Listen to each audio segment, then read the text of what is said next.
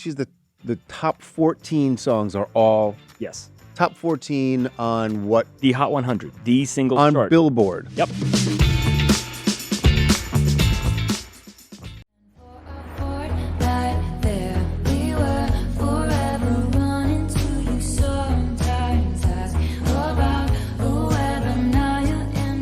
Welcome to Get to the Hook, and we are getting to the hook, obviously, because we're starting with really the only artist we're supposed to talk about these days, right? And our Lord and Savior, Taylor Swift. That is Taylor Swift. That was Fortnight, her, not shockingly, new #1 song.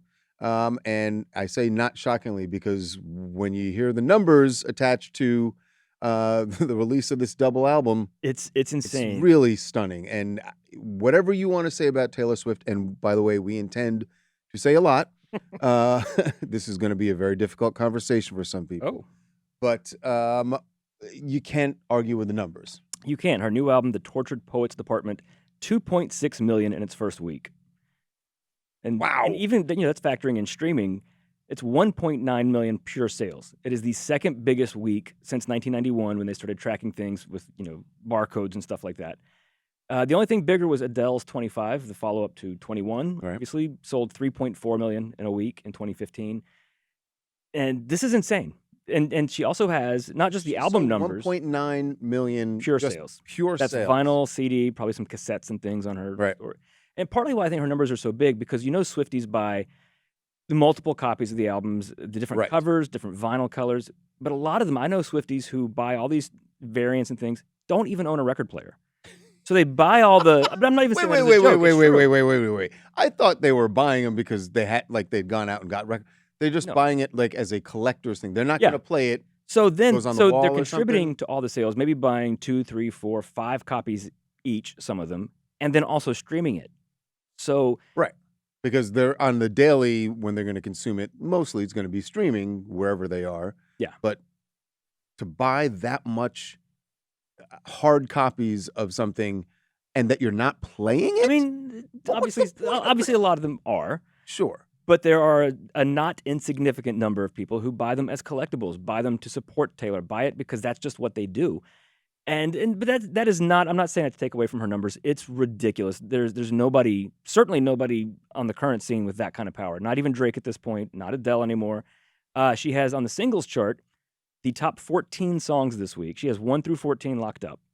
And she was already the only artist to have the entire top 10 in a week. That she's the top 14 songs are all top 14 on what? The Hot 100, the single on chart. Billboard. Yep. Hot 100. Yep. Last week's #1, Hosier, that we talked about, he's been booted almost out of the top 20 because of all these Taylor songs. She has 26 songs in the top 40, 32 songs on the chart because the 31 songs from the deluxe Tortured Poets and her song Cruel Summer is still on the chart.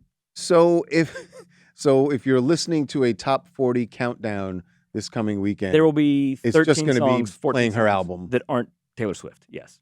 But when they get to the top 14, you're just going to be hearing it's her just album. Taylor Swift. Yes.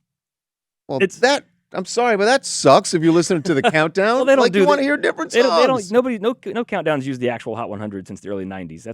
That's partly why. So you hear what top 40 radio is playing, what country radio is playing, whatever genre you want to tune into. It's a level of domination culturally, that is impressive. Commercially, because also she is the most talked about woman in the world right now. Her dating Travis Kelce, the Eras Tour, I saw by the time she finishes this year's run, it will likely be the highest grossing tour of all time. And that is adjusting for inflation for everyone who's ever toured. Really? So it will be the most tickets sold of any tour in history. All right. You can't. And by the way, the other thing that's impressive about the 14 songs, the top 14 is all her. This is from an album that a lot of people have, and maybe we're just hearing anecdotally people just grousing about Taylor Swift, but a lot of people have said, and even some Taylor Swift fans have said, not her best album. It's slower. It's slower. It's still poppy, but they're not. She didn't make clearly radio-ready songs for this record. And they're not radio-ready. And I've heard people complain that there's not like a thread through the whole thing that brings it all together. Right. And yet it's still dominating like this. So then you can only say that this only speaks to the craze of Taylor Swift, the personality, The power she has. the power of her personality that creates, if you've seen any part of the Eras tour, if you watched the movie, if you went to any of the shows, I don't think I'm exaggerating to say it's cult-like. And I'm Oh, not it saying absolutely is. it is very much, and I don't say that as pejorative. I just mean the passion with which her fans attend her shows, buy her music when it comes out, and It's like an stream it. old school, like, religious tent revival, like people, passing out and Yeah. having visions and things. Like it's hit that point, and She should do that at one of her shows. Oh, Just do yeah. a song where it just ends with like a sort of a church revival beat Yeah. going. Get People everybody start speaking in clapping. tongues. Well, they were already doing that. Well, that's true. Yeah. I think she has now, whether you love her, whether you hate her, and this is to that point also, whatever you think of her, you have an opinion. Yes. Everyone has an opinion about her. Even if it's, I'm tired of hearing about her, I don't care. You have some sort of thought. Right. And that is a level of superstardom that honestly, I think probably fewer than half a dozen artists have ever hit. Yeah. And And there, you can always point to those moments of hysteria around, of absolute mania around an artist and everything they do. I've lived through, I guess, maybe 2 of them, yeah. but certainly read a lot about the others before. And this is the difficult part of the conversation that has to be had. And we in our office here at TMZ, we have frequently talked about, whenever we talk about Taylor Swift, inevitably Harvey at some point goes, yeah, but the Beatles And and everybody Beatlemania, and under everybody a goes, certain age groans and rolls their eyes. right. But that's what we got to talk about. But we got to, because she, and it is, I will say, I think when you hit this level, this is like once in a generation kind of thing. Usually it's you are split hairs at this point. At that level of success and cultural saturation and importance, you're not competing against those people. You have already won. Right. Because if I just say certain years, you will know who I'm talking about. 1956, Elvis, 64, Beatles, 83. Michael Jackson. It's, Yeah. yeah, there's exactly. you And just that's, know. And and right that's now, what Taylor Swift will be 20 years from now when people talk about 2022 to who knows when this Yeah. run ends. But that's what they're going to talk about. That's an interesting thing, I think, about the way she's done this. And her version of this kind of stardom to me is different than the others. Neil Tennant of the Pet Shop Boys, remember them? West End Yes. Girls, Mhm. What Have I Done to Deserve This? A lot of great classic songs. Was doing an interview recently, and he was talking about Taylor Swift. I think he was asked, because everyone is just asked, Right. what do you think about If Taylor you're in Swift? music, if you're in popular music, you're going to be asked about Right. Taylor Swift. And he didn't really crap on her. I saw a lot of Swifties get angry about this, but I thought it was an interesting point he made. He was like, he goes, I've listened to her and she's talented. What is her Billie Jean? And I think what he means by that is these other people, there's a song, there's an album, there is a moment where this person, either they've come out of the gate huge like Elvis and Right. the Beatles here, or like with Michael Jackson and Thriller, where they just leveled up to a whole new level. And Billie Jean was that moment for Michael. I Want to Hold Your Hand was that moment for the Beatles. But a song that I think, more than being for that song for the Beatles or for pop culture, that Right. a transformative song, not just a popular song, not just a song that was #1 for a long time. Yeah, or it's that not sold a about. lot. It's not about. There's lots of successful songs. I was trying to think of people like that since then, like not as big as those 4 artists, but 2004, Usher, the Confessions album, and Yes. as a song was a moment. Adele with 21 in 2011, Rolling in the Deep, that was a transformative song in that moment. It wasn't Right. just a hit. Fortnight from this album is not. I mean, we're only a weekend, but I don't think it's going to be that song. I don't think it's even going to be one of the shining crown jewels in her catalog. Of her catalog, And right? people say maybe, Love Story, You Belong With Me, Shake It Off. Yeah. I mean, there are a lot of songs. There are but a lot of this songs is- that were really popular and that people that probably come to mind. Like if you ask me, top of my head, to name a Taylor Swift song, I'd probably say "Shake It Off." I think a lot of people would. But I that's also not the don't- definitive Taylor Swift song. I also don't think of "Shake It Off" as a transformative song. No, it so was just a hit. I guess that's the question: is what Taylor Swift song could anybody say is even that's- transformative? And if you can't say that, then you can't. But Is it right? It's the 'cause what I- catalog. It's the whole catalog, and that is what is unique to her. That's why she had 10 albums in the top 100 a couple weeks ago, and then 5 in the top 10. The only other person to ever get 5 albums in the top 10 in a week was Prince, and he had to die to do it. People with this Eras tour, it is brilliant on her part, and the re-recording the Taylor's versions. She's taking her old albums and putting them out. It really started with that, by the way. This and run. I think when Folklore hit in 2020, oddly it captured a whole new audience for her, because she had, even though she was still hugely successful, the Reputation and Lover albums that had Look What You Made Me Do and Me and You Need to Calm Down were still hugely successful, but they seemed like they were coming down from 1989, the album. Yeah. And it's like, oh, is she just going to keep fading from here? And then she dropped Folklore as a surprise, and then immediately followed it up with another surprise with Evermore. And it just ignited this passion for her. Right. Then the Eras tour, the dating Travis Kelce now, all of it is just this perfect storm. And a lot of it is calculated on her part, and I give her credit for that. I think it's brilliant. Incredible, Some of brilliant it's marketing, just happened. which isn't a knock at all. Like, Not that's at what all. all artists do. Believe me, there was plenty of marketing with the Michael Jackson. Every other person. It doesn't just happen. Right. But I guess my question is, if she doesn't have that song, that song that transformed pop culture and music, can she really be in the conversation with the Beatles, with Elvis, with Michael Jackson? I think so. I think it is. I think it's this moment. Like, it's not one song, but it's everything right now. That the biggest tour of all time, the successful movie. The tour definitely puts her albums that break records every single time. You keep thinking she can't top herself, and she keeps doing it. Like when Midnights came out, and just in 2022, it was not that long ago, it was her biggest opening first week ever in history, and people thought, how is she doing this far into her career? Right. Then 1989, Taylor's version did it, and now this album did it. And bear in mind, it's been 18 years since her first album came out. So that would be like, what, Paul McCartney, if you count the Beatles. So like early 90s? Right. Or mid-80s? Mid-80s. Mid-80s, right. And he was still big. And in mid-80s, he was big. But he wasn't hitting new heights of success. Right. It's unprecedented to see somebody doing this far into their career. There's nothing to compare her to in that sense. I'll give her that. Except that she started very young. She did.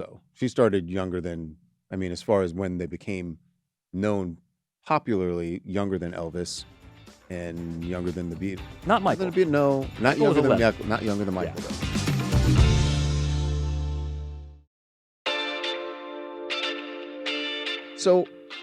So then we can say that by the numbers, her mania, the craze around Taylor Swift is comparable to. I think you have to say that at this point. So the one I've lived through was Michael Jackson. Right. And the thing that I always remember about Michael Jackson is that every single live show you ever saw of him, there were people passing out. Like, not just screaming, they love him, they love this song, but they can't. They were passing out. There were tears streaming down their face. And I know you get the tears. And you get that with boy bands and stuff. That's a teeny bopper kind of thing. But Michael was in his mid-20s at that point, early to mid-20s. Right. And there were adults who were almost doing that. These were adults. Right. Who were, I remember very distinctly, there was a woman I worked with in New York City this would have been 86 or 87. And she was all about going to whatever the latest Michael Jackson tour. She was going and just talking about it in the office, like months before she was going to the show, tears streaming out of her face about going to see Michael Jackson. And I was like, and I loved the music, but I was like, what's wrong with this person? Like, this is where it starts to feel like a cult. Yeah. So does that happen? Does Taylor have that level of passionate following? Absolutely. More so than some other people in a way. Right. Somebody in our office who was a Swiftie, I remember this moment, said one time that she would die. We're not naming names. We're not naming names. Said that she would die for Taylor Swift. And she was not joking, because she said, Taylor contributes so much more to the world than I do. It would be a bigger loss for her than me. I would die to keep her alive. Oh my gosh. That's what we're talking about. And I guess that is Michael Jackson level of a Michael Jackson level following, and certainly Beatles following. So Beatlemania. So she is definitely in the conversation when you're talking about the biggest artist as far as following, as far as the numbers. Right.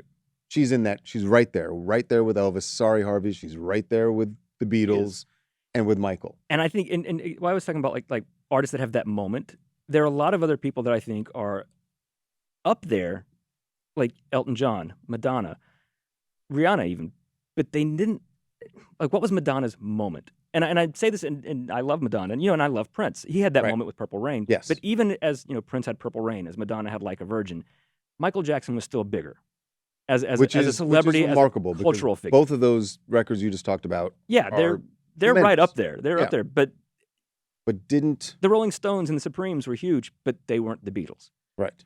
And I don't know that we've seen somebody dominate like this. We've seen hugely commercially successful. We were talking about, I don't think Britney Spears was that, even though Hit Me Baby One More Time and, Oops, I Did It Again. Yeah, that early 2000s sort of that Britney Spears. She was more part of a wave of a group of the boy bands. Like Backstreet Boys and NSYNC, Christina Aguilera. It was all of them together were that moment. Right. I don't know that. And I think that was more created by MTV and TRL, which I'm not knocking. It certainly was a thing, but didn't rise to the level of Taylor, Michael, Beatles. No, I think it's the four of them. Yeah. I'm not sure anybody else. And it's weird to say that because I think of there are so many artists who are commercially some of the greatest of all time. Cultural impact, massive. Beyonce is that.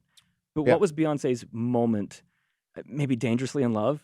And even that, I think, like 2003, 2004, you also had 50 Cent and Eminem, and you had really other huge artists. I'm talking about when like we said at the beginning, you name a year, it is that person, and there is no argument. Right. There's not many people that have had that. But this is the part where I think Taylor, in my opinion, falls off. That she doesn't have yet, anyway, the song. She doesn't have a song where you go, that changed everything. And I don't know that she could have that at this point because I don't think any song could be bigger than her as a person. I think her celebrity is its own thing. Even her own music can't compete with that at this point. Right. And it's also the other thing all these people have had. And music was cultural isn't changing that much. True. And that's not a knock on her. To me, that's a knock on almost all artists now, is that there isn't some transformative song that's like, wow, that's a new sound. And that's what Elvis was, that's what the Beatles were, and that's what Billie Jean was. Right. So I love the story. We're talking about like the cultural impact, and it's hard to tell Taylor right now because we're still in it. So you can't really say like a generation from now. And I have no doubt, I mean, she already has had a huge impact on a lot of, particularly like young girls, female artists. That will only continue and grow as the years go on, I think. But it's hard to really process what the impact of all this is because we're still living in it. You can't see it when you're in it. Yeah, right. Elvis, it was, he got banned from Ed Sullivan, sort of. They had to shoot him from the waist up because his hips shaking scandalized the entire country. Television was still fairly new then. Great marketing. Great marketing. Best thing that ever happened to Elvis Presley. And the best thing for him was that his name rhymed with pelvis. Right. When they had the headline Elvis the Pelvis, he was off and running. Right. I mean, because you need something like that. 60 million people watched him on Ed Sullivan because you had 3 TV channels. And for a lot of people, these were people, their parents in the 40s were coming off of the horrors of World War II. And now suddenly there's televisions and sex is being beamed into their homes for children to see. Yep. That had never happened in human history. So it was shocking and scandalous, and it just made kids love him that much. So what you're saying is that it's sort of unfair to Taylor to expect that level of a pop culture moment that defines an era. They call it the monoculture. Not gonna have that. And the monoculture doesn't really exist so much anymore because everybody's on their own feeds and watching. Right. You can hear whatever music you want and never hear the biggest hit in the country. Right. It's easier to not listen to Taylor Swift if you don't want to now. Of course. If this was the 80s, there'd be no avoiding. Turn on the radio and you would have to hear it, which is what happened with Michael. You heard everything from Thriller every time you turned on the radio. The Beatles on Ed Sullivan, a third of the country watched them on Ed Sullivan. Yeah. And it's technological. Well, it's true. One of the first big artists like that, going way back, was Bing Crosby. And part of what made him stand out was, and this sounds so silly now, but the invention of the microphone. Because before him, if a performer played at a live theater, just, Rudy Valley with a megaphone, they would have to shout through a megaphone so people in the back could hear, because you couldn't. Right. And then the technology Then a came up with a microphone comes in, microphone. And right. so you didn't have to shout and scream anymore. You could be smoother and croon. Right. And people had never heard something like that. All right. So I you know what? I came into this and I was gonna be kind of harsh on Taylor, but now you've made me realize like she's doing the best she can. She's doing everything she can do. It's sort of like in sports, you say, look, you can only win the games that are on your schedule. Well, she's doing what she can. And what she's doing, people I've seen like older people want to complain about like her having the top 14 songs. Well, no, Michael You mean Jackson like I could did not. about Well, 20 yeah, minutes ago? but no, Michael Jackson literally could not have done that because back in the day you had to actually print up a physical vinyl single or cassette or CD, And the ship it to stores, have record people label drive to wasn't the doing store it. and buy it. Right. You're not going to release 14 singles at one time. And the reason, like when the Beatles famously in April of '64, there was a week where they had the entire top 5 in one week. The only reason that happened, yes, it's because of how popular they were. But before they broke big with I Want to Hold Your Hand in 1963, they had signed to a bunch of small record labels and nothing happened. And so they just moved on. And then eventually Capitol signed them and they became the Beatles. When they blew up on Capitol, these tiny little record labels, like VJ and Swan and Tolly, labels nobody had ever heard of, they realized, holy crap, we have the rights We've to got the Beatles gold song. here. Right. They all released them. So when they had the were top all 5, out there as singles. I think that top 5 was on 3 or 4 different record labels. That was just a situation that nobody else would have had. Right. And just the public appetite was there. So yeah, Taylor can do things with streaming, and this is her technological thing. This is her microphone for Bing Crosby. Yeah, she can do things other artists in the past couldn't have, but every other artist now can, and they don't. Drake is the closest, and to that point, Drake's song Push Ups debuted at number 19 this week. So Wow. more than so a he got, dozen Taylor So songs even debuted the ahead of it. huge feud he's having with Kendrick couldn't push him above all the Taylor Yeah. noise. But between above over a dozen of the Taylor songs. Right. Like she is And people say she is the music industry. She kind of is right now. yeah, well, definitely this week Certainly this week and probably for weeks to come. probably for years to come. It certainly seems like it, and I will eat a little crow. Oh. I will give Taylor Swift her due. I came into this thinking, look, she's not them because they had the same level of craze around them, but they also did transformative things. And you're right, it's this is sort of thing of like where you can't compare certain eras. You can't do it in sports, and you certainly can't do it in music. Yeah, certainly not just, charts. That's it's so impossible. They change. But so there is that person in their moment. In the same way Michael Jackson had MTV. Yeah. If MTV hadn't existed, you don't get the videos for Thriller and Billie Jean, and maybe that album doesn't become what it became. Ooh, wow. And It's like a whole other world. This- We could write a screenplay, Eric, about Oh yeah. what about The no MTV world? Thriller falling. Thriller's a flop. A world where Thriller does not become Well, the you know, best-selling Michael album of all Jackson time. was terrified it was going to flop. This fascinates me, and this talks about the cultural impact. This was a thing where people don't always realize, and you don't know it in the moment. Although actually, this one was fairly immediate. There's a real obvious example. But when Thriller came out at the end of '82, it was rough going for black artists on pop radio because we were just a couple years past the disco backlash. Right. People were tired of black artists and female artists and gay artists. They were all kind of banished. It was all rock people. It was Air Supply. It was that. And so soft rock. And Michael was coming off of Off the Wall, which had been a big disco era album, and he was terrified people were going to think, "Oh, you're a disco guy. We don't play you anymore." So of all the great songs on Thriller, you've got Billie Jean, Beat It, Thriller, Human Nature. The one that they with the lead single. Every time I hear about the lead single, I'm like, that was the lead First single? from Thriller, and it was very calculated because, like we said, like with Taylor, these things don't just happen.